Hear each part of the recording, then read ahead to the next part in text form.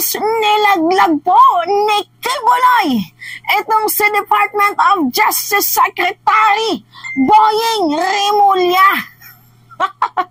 Mukhang kinakailangan natin guys ng explanation ni Department of Justice Boying Rimulya ukol dito sa revelation na binanggit ni Kibuloy sa kanyang audio record. Diba? Doon sa SMNI. So ngayon guys, nadamay pa itong si Boying. So alam nyo naman ata guys na binuksan po ng Department of Justice, I mean nakitaan po guys ng Department of Justice ng probable cause ang kaso ni Kibuloy doon sa Davao. So that diba nga final ng Department of Justice yung kaso ni Kibuloy from Davao to Pasig Regional Trial Court. So ang nangyari po guys ganito. 'Di ba sinabi ni Rimulya na pinag-aaralan daw po nila kung ano yung pwedeng maging hakbang, maging action kung sakaling mang nakulong itong si Kibuloy tapos hinihingi po ng Amerika itong si Kibuloy kasi nga 'di ba may kaso, may extradition treaty tayo. Paano na lang po ito i-handle ng DOJ kasi may kaso si Kibuloy sa Pinas, may kaso din si Kibuloy doon sa Amerika, which is Amerika, may may treaty tayo, 'di ba? So, kapag hiningi ng Amerika itong si Kibuloy, dapat ibigay natin. Pero ano nga daw po ang magiging action nito? What if nakakulong si Kibuloy tapos hihingiin siya ng Amerika? Baka sabihin ng Amerika, ipinagkakait natin itong si Kibuloy sa kanila. Guys, nabanggit ni Kibuloy itong si DOJ Secretary Boying Rimulya. Noong panahon daw po guys na magkaibigan sila kasi parang ang naging labas nito guys parang pinupolitika ang paghuli, ang pagkaso, ang pagsampa dito kay Kibuloy. Yun po guys yung labas ng ng message ni Kibuloy kasi po guys nung panahon daw po nang magkaibigan pa itong si Boying tapos si Kibuloy, tapos bagong presidente pa lang si President Marcos, tapos bagong appoint bilang DOJ Secretary itong si Rimulya. Sinabi daw po ni Department of Justice Secretary Boying Rimulya na itong kaso ni Kibuloy doon sa Davao ay dismissible. Which is na-dismiss na nga. Paano nasabi ni Kibuloy na dismissible? Pero guys, ito pala yung kanyang tinutukoy. Kapag dinismiss na daw po talaga guys, ang kaso yung totally vanish na, kasi muling inungkat nila, 'di ba? Yung mahatawan na ng Supreme Court na wala na, dismiss na talaga. Kapag na-dismiss po guys ng pinakamataas na kapulungan ng bansang Pilipinas, which is yung Supreme Court, ito na yung tinutukoy ni Kibuloy.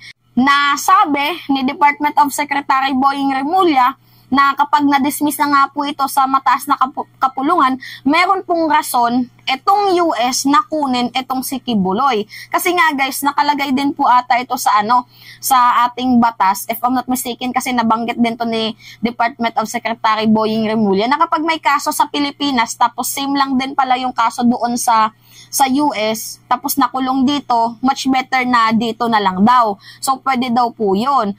Yun nga po guys yung sinasabi ni DOJ na pag-aaralan nila na what if kung nakulong itong si Kibuloy sa Pilipinas tapos hingiin siya ng ng mga ano yung pwedeng maging nito, pwedeng maging hakbangin. Kasi sinabi ni Boying Rimulya kay Kibuloy na kung ma-dismiss agad-agad yung kaso ni Kibuloy dito sa bansang Pilipinas, meron nga pong rason itong Amerika na kunin at hulihin itong si Kibuloy. Which is ito nga po yung panlalaglag ni Kibuloy kay Boying Rimulya na 'di ba sinabi mo yung kaso ko dismissible. So hindi lang to agad-agad na tinrabaho kasi nga pinangako mo sa akin na kapag ma-dismiss to agad, baka posible itong maging rason ng US para kunin nila ako sa inyo. Yung parang ganon, parang kunin siya ng Amerika sa bansang Pilipinas. So, kaya nila, pinagpatuloy na kunyari, ganito na lang yung kaso ni Kibuloy, hanggang dyan na lang yan, hindi na nila tinrabaho to ng tinrabaho. Kasi nga, kapag nahatulan na to na wala na siyang kaso dito sa Pilipinas, as in malinis na siya,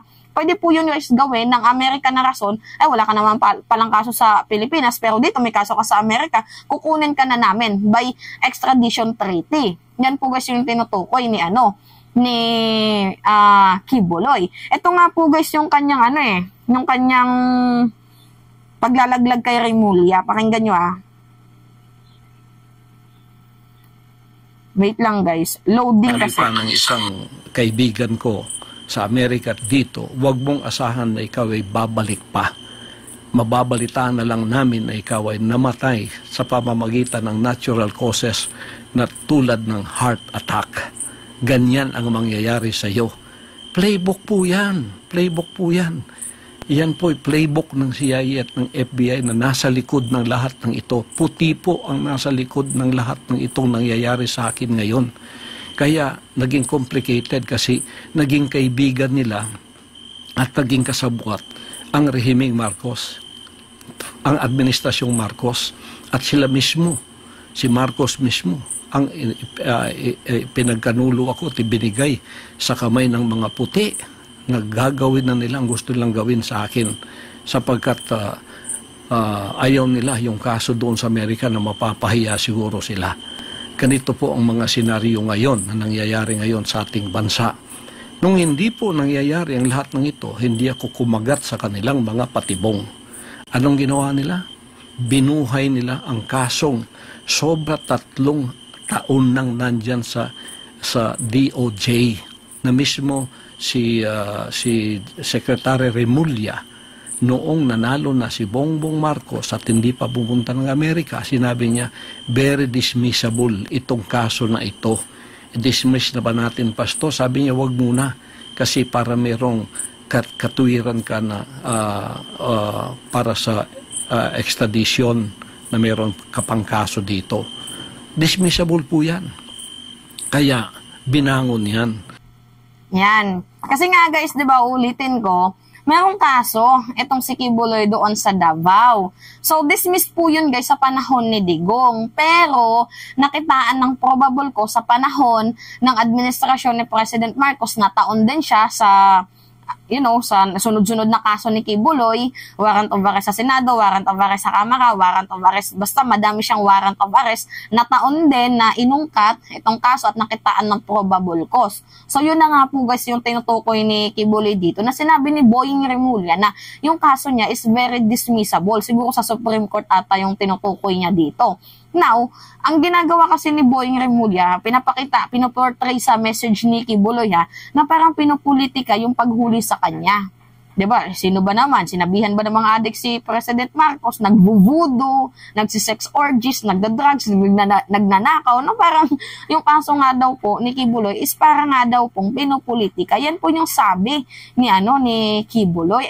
Si Remulla nangako daw noon na yung kaso ni Kibuloy is very dismissible. So hindi nga lang daw po talaga ito dinismiss kasi nga daw po itong itong US, pwede po silang habulin. Pwede pong magkaroon ng katwiran ng US na wala ka naman palang kaso sa Pilipinas o dito ka sa amin kasi dito may pananagutan ka. Yan guys yung tinutukoy ni Kibuloy na kailangan po natin guys ng paliwanag ni Boying Remulla. Just to be fair nga naman dito kay Kibuloy na baka daw pinopolitika daw siya. So kailangan natin ng paliwanag ni DOJ Boying Remulla. Pero guys, sa nakikita ko, malinaw talaga na nakitaan po ng probable cause. Yun po yung reason. 'Di ba? Siguro nasabi ni DOJ na dismissible kasi hindi niya pa binasa or hindi niya, kumbaga, binigyan ng review yung kaso ni Kibuloy. So, nung na-review nila, nakitaan nila ng probable cause, so doon nila, pinursue. Ganun kasi guys yung thinking ko ganun yung nasa isip ko na baka ganun, 'di ba? So, kung tinutukoy ni Kibuloy na pinupolitika siya, so kailangan natin guys ng paliwanag ni Boying Remulla para just to be fair nga naman dito kay Kibuloy. Now anyway, it's me again guys, si Mima Alicia nyo. Tagbabalik ulit para sa ating panibagong video.